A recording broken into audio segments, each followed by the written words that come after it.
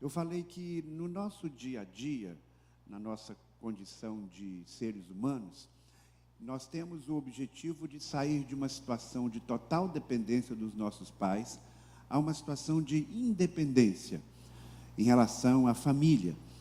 Então, a maturidade significa que você consegue conduzir a sua vida sem estar debaixo da tutela dos seus pais o tempo todo. Mas no campo espiritual é diferente. Nosso Pai do céu requer de nós que possamos ter uma vida de constante dependência dele. Nesse sentido, a dependência de Deus é um sinal de maturidade cristã. Quanto mais eu vou crescendo espiritualmente, mais eu vou me tornando dependente do Pai Celestial. Então, esse é um objetivo a ser alcançado por cada um de nós. Então, pensando nesse grande desafio, é que eu decidi, então, falar sobre este assunto naquele sermão e hoje caminhar mais um pouquinho com os irmãos, pensando sobre essa temática. Para aqueles que não estiveram naquele domingo aqui conosco, eu queria só lembrar, muito rapidamente, o que eu disse naquela ocasião, e depois você pode pegar ali o CD, o DVD, com a Lurdinha, para saber mais sobre o que eu falei naquela ocasião. Mas eu começo lembrando o seguinte, que num certo sentido, quer as pessoas tenham consciência disso ou não, todo ser humano depende de Deus.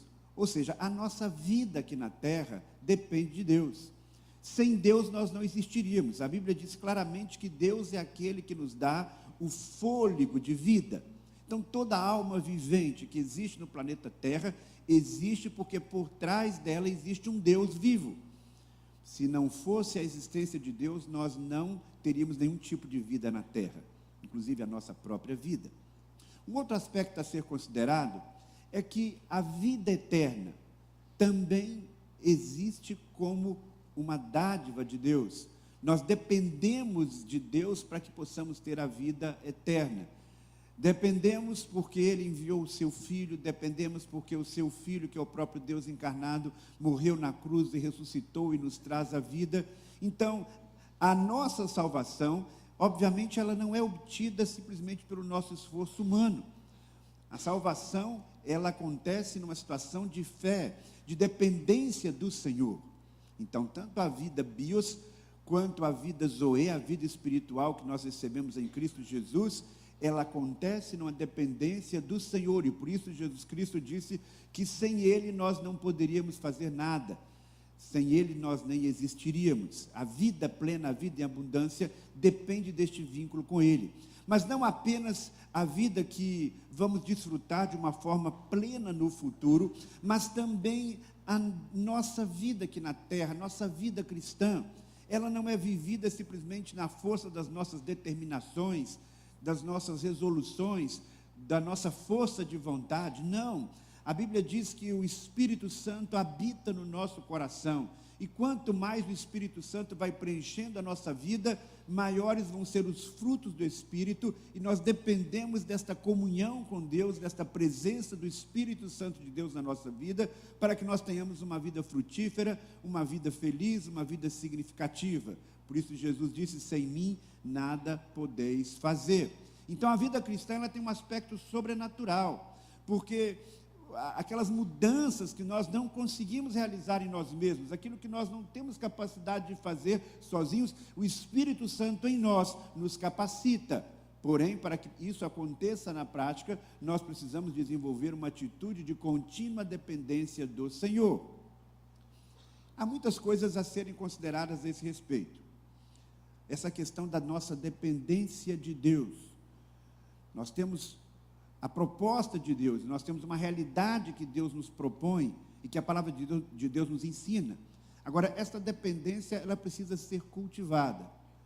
E quais são os meios, quais são os caminhos que nós temos para que possamos, de fato, ter uma vida na dependência do Senhor? Quero falar sobre um desses caminhos hoje.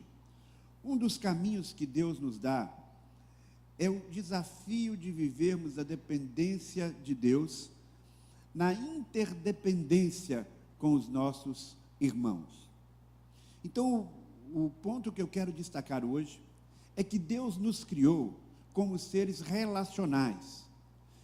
E esta característica que nós temos tem a ver não apenas com o nosso relacionamento com Deus, A relação que Deus deseja ter conosco não é simplesmente uma relação eu-Deus, mas necessariamente esta relação que nós temos com Deus, este amor que é prioridade na nossa vida, o amor a Deus, ele está conjugado também com o amor ao próximo, com o relacionamento com o próximo.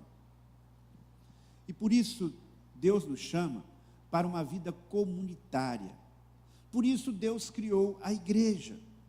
Nós nunca podemos perder de vista, meus irmãos, algo que eu já tenho dito aqui, que a igreja é muito mais do que uma organização humana. Foi Deus que planejou a igreja com uma comunidade que tem como um dos propósitos nos ajudar na nossa caminhada de fé. Tem gente que diz, eu quero Deus, mas não quero saber de igreja. É uma visão completamente equivocada daquilo que Deus planejou para a gente. Pode ser que eu esteja falando aqui a alguma pessoa, algum irmão, que passou por muitas decepções em alguma igreja, que foi magoado, que ficou entristecido com a liderança da sua igreja, que se sentiu discriminado.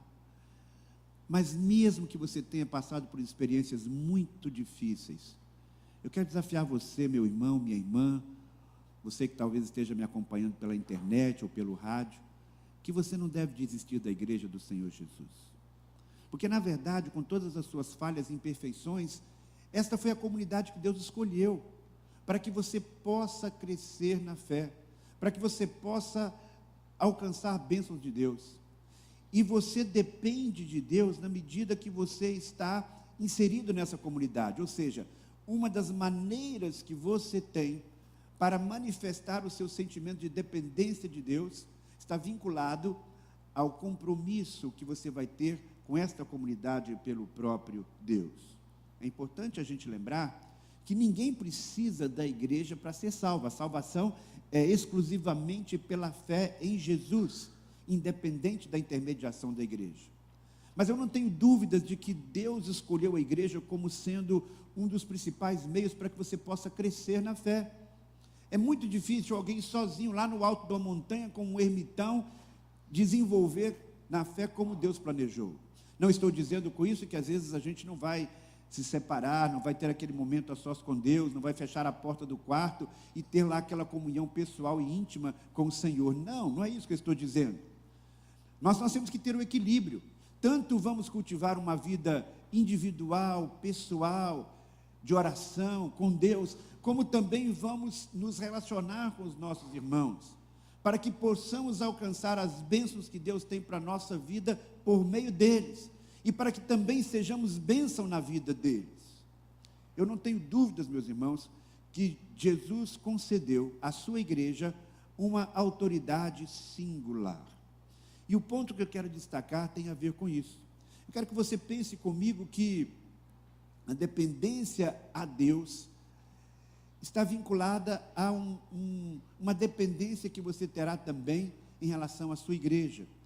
E uma das maneiras que você vai expressar essa dependência a Deus, vinculado à sua igreja, tem a ver com a questão da interpretação e da compreensão das Escrituras Sagradas. Então, o desafio que eu quero fazer para vocês nesta manhã, o primeiro desafio é esse: dependa da igreja para uma melhor compreensão das Escrituras. Mas, pastor, nós não temos lá a doutrina da reforma do livre exame das Escrituras? É claro que sim, a Bíblia está na sua mão. Hoje você tem acesso a diferentes tipos de versões, de Bíblias de estudo, de reflexões de tantas pessoas. Mas saiba que esse material que você tem disponível, ele não é fruto da mente de uma pessoa única, não. Ele é fruto de uma reflexão teológica, ele é fruto de pessoas que Deus chamou ao longo dos séculos para estudarem a sua palavra e interpretarem a sua palavra. E o ponto que eu quero destacar como base bíblica para esta observação está lá em Mateus capítulo 16, versículos 17 a 19. Você pode acompanhar ali no multimídia também, se você desejar, ou na sua Bíblia, este texto. Diz assim a palavra de Deus: e Jesus lhe disse: Simão Barjonas, tu és bem-aventurado, pois não foi carne e o sangue que te revelaram isso, mas meu Pai que está no céu. E digo-lhes ainda mais, que tu és Pedro, e sobre esta pedra edificarei a minha igreja, e as portas do inferno não prevalecerão contra ela. Eu te darei as chaves do reino do céu. O que ligares na terra terá sido ligado no céu, e o que desligares na terra terá sido desligado no céu. Leio ainda um texto mais adiante, de Mateus 18, 18. Digo-lhes a verdade, tudo que vocês ligarem na terra terá sido ligado no céu, e tudo que vocês desligarem na terra terá sido desligado no céu.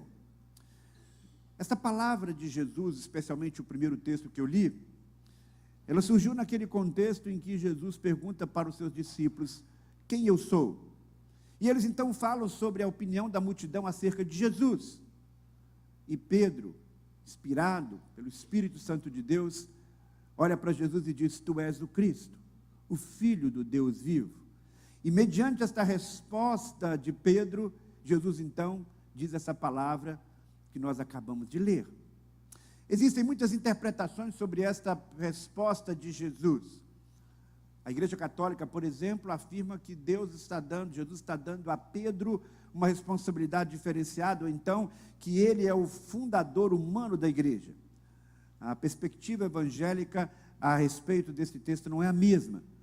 Nós entendemos sim que Pedro teve um lugar importante na formação da igreja ali, mas nesse caso aqui o que Jesus estava dizendo é que sobre aquela afirmação da divindade de Jesus, a sua igreja seria edificada. Jesus era um grande mestre, Jesus era conhecido como um rabino, e esta palavra que Jesus traz aqui, meus irmãos, tem a ver com essa perspectiva que os seus discípulos tinham dele como um grande intérprete da lei, como um doutor da lei. E, segundo o costume daqueles dias, eles diziam que um rabino, quando ele ia estudando a palavra, e ele se tornava uma pessoa de respeitável autoridade, se reconhecia a autoridade dele, quando ele chegava num determinado nível, que ele adquiria uma chave de interpretação, ou seja, ele era capaz de ler o texto sagrado e interpretar aquele texto para a realidade vigente. Então se dizia que cada rabino tinha uma chave de interpretação das Escrituras. E eu creio que Jesus estava aqui de alguma forma se referindo a este conceito que havia naqueles dias, de que aquela palavra de Pedro era uma palavra que abria as chaves do reino. Mas além disso, Jesus estava dando não apenas a Pedro, mas à igreja, e mais adiante, no outro versículo, ele fala isso aos discípulos e não apenas a Pedro, por isso ele diz, tudo que vocês ligarem na terra terá sido ligado no céu, e que vocês desligarem na terra terá sido desligado no céu. Ou seja, há uma conexão entre aquilo que nós entendemos e fazemos aqui na terra com o céu. A igreja cabe atualizar a verdade da palavra de Deus para cada geração, interpretar aquilo que está nas Escrituras para cada geração, e cabe ao povo de Deus se vincular a uma igreja e procurar seguir aquela interpretação das Escrituras, para que o povo caminhe em unidade. Nós entendemos que o Espírito Santo de Deus ilumina a sua igreja, ilumina o seu povo, ilumina os seus líderes, para que eles possam estudar a palavra de Deus e ajudar o seu povo a entendê-la e interpretá-la. Se cada um de nós pudesse sozinho ter toda a sabedoria de Deus simplesmente lendo a Bíblia em casa, muito provavelmente nós não precisaríamos nos reunir na escola bíblica, muito provavelmente a participação nos cultos teria menos significado, poderíamos vir aqui, louvar a Deus, compartilhar bênçãos, mas não haveria uma necessidade tão grande da exposição da palavra. O que estou querendo dizer é que nós podemos experimentar um sentimento de dependência de Deus, quando nós nos colocamos submissos à palavra do Senhor, à interpretação da palavra de Deus que é dada na nossa igreja. Por isso é muito complicado quando uma pessoa, não estudando a palavra sozinha, ou então não tendo uma firmeza doutrinária, ele fica de igreja em igreja, de um canto para outro, procurando em todos os lugares uma interpretação correta da Bíblia. Você tem o Espírito Santo que o ajuda a interpretar a Bíblia, você tem o Espírito Santo que vai conduzi-lo na leitura da palavra de Deus. Mas além deste aspecto pessoal, individual, eu quero desafiar você, meu irmão, para ter uma vida cristã madura, sólida, a não se tornar arrogante, autossuficiente, dizendo eu tenho a interpretação correta, mas que você procure na igreja o apoio, o auxílio que Deus lhe dá, para que você possa discernir a vontade de Deus, a palavra de Deus para a sua vida nos dias de hoje. Nós entendemos então que Deus concede à igreja este privilégio e esta responsabilidade. Não é à toa, meus irmãos, que a palavra de Deus é revelada num contexto da comunidade. Deus, no Novo Testamento, escolheu alguns apóstolos para transmitir a sua verdade. E essa verdade era levada à comunidade. E essas cartas que nós temos no Novo Testamento, elas foram dirigidas para comunidades. Mesmo os evangelhos, eles foram dirigidos para as comunidades. E ali, então, as pessoas estudavam e refletiam juntos acerca da palavra de Deus. É importante lembrar que Jesus reuniu um grupo de discípulos, não foi uma pessoa sozinho, não foi ele falando diretamente à multidão. E ali no diálogo, na dialética, na conversa com os discípulos, a vontade de Deus foi sendo revelada para eles e para a igreja do Senhor Jesus. Então, esse movimento comunitário de estudo, de reflexão da palavra de Deus, ele é extremamente importante para as nossas vidas.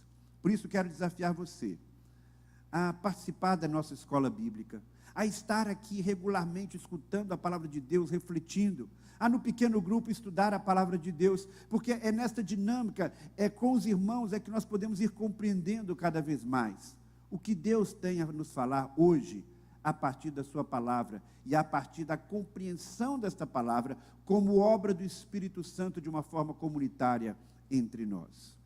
O segundo aspecto que tem a ver com a igreja e a dependência de Deus, eu colocaria que nós aprendemos a depender de Deus. Nós nos colocamos numa posição de dependência de Deus quando nós aceitamos o auxílio dos nossos irmãos. Esta é uma outra verdade extremamente importante. Existem situações em nossas vidas que realmente, meus irmãos, nós não temos condição de resolvermos sozinhos, que nós devemos buscar a ajuda de Deus. E Deus muitas vezes vai prover para a gente uma ajuda até mesmo sobrenatural. Porém, quando eu olho as Escrituras, e quando eu olho a realidade histórica da igreja, e a minha própria realidade pessoal, eu percebo que Deus frequentemente usa os meios naturais.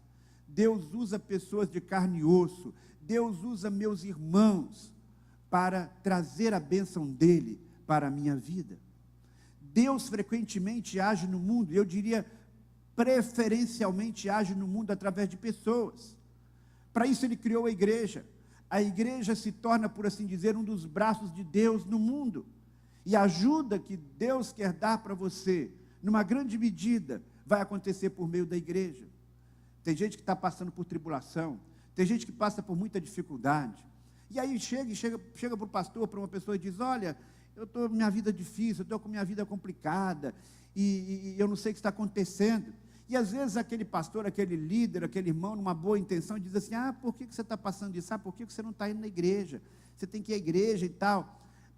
Pode parecer a ideia de uma barganha, de uma troca, não é verdade? Olha, se você for para a igreja, então Deus vai te dar isso. Você tem que ir na igreja.